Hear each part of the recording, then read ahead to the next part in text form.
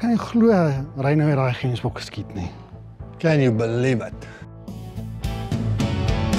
Reino trek aan soos 'n man op patrollie, met sy brastrap vol staal en sy blik so koelie. Verkieker GPS flits en 'n 9mm pistool, 'n 3-poot skietstok, hy's reg vir die bok. Maar in die brastrap tussen staal en staal sit daar 'n pink vape, ja dis totaal normaal. Hy sê dis verrus as die dag lang raak, en hy trek daai dam soos 'n limbopoelbaas. Reino daai soos klip, met 'n pink vape in sy jagkit grip. Hulle sê jy sal nooit daai gemsbok kry, maar môre wys hy almal hoe reg hy bly. Die Amerikaner maak sy geweer so skoon. Reino sê hou vas, dis nie net droom.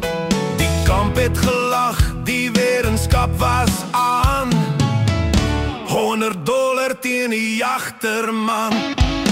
Reino daai soos klip, met 'n pink vape in sy jagkit grip. Hulle sê jy sal nooit daai gemsbok kry, maar môre wys hy almal hoe reg hy bly. Toe kom die skoot, droog wind, rooi sand, die gemsbok val stof in die land. Hy vat 'n foto, wys sy vinger hoog, stuur dit kamp toe met 'n lekker boereoog.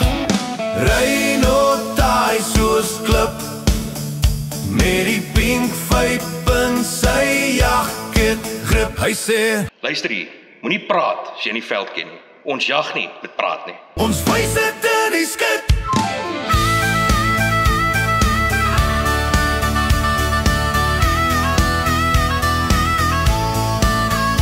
Van die Limpopo tot by elke kampvuur lag, oor die man met die vape en sy gemsbok dag. Want 'n jagter bly jagter, met trots in sy lyf, selfs al rook hy sy vape en 'n spien. My ou